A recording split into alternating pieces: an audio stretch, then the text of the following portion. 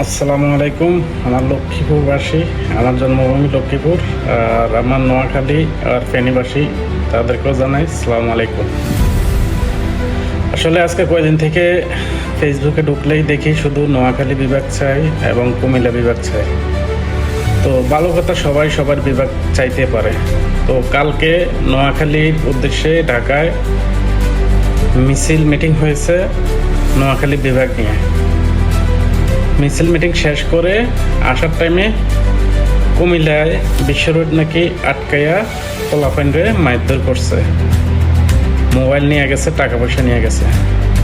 তো কুমিল্লারা এটা কি বুঝাইতেছে? কুমিল্লাওয়ালারা তারা কি তাদের আগের রূপগুলো দেখাইতেছে যে যারা আগে এক টাইমে ঢাকা বিশ্ব রোডের মধ্যে গাড়ি আটকাইয়া ছিনতাই ডাকাতি করতো, ওগুলো দেখাইতেছে। তো নোয়াখালী, লক্ষ্মীপুর, ফেনী আপনাদের সবাইকে জানাইতেছি যে আপনারা সবাই সাবধান থাকেন।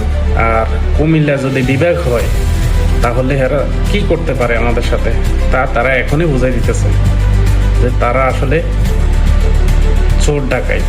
তারা এখনই এটা প্রমাণ করে দিতেছে। তাহলে যখন বিভাগ হবে তখন আমাদের উপরে আরও নির্যাতন করবে।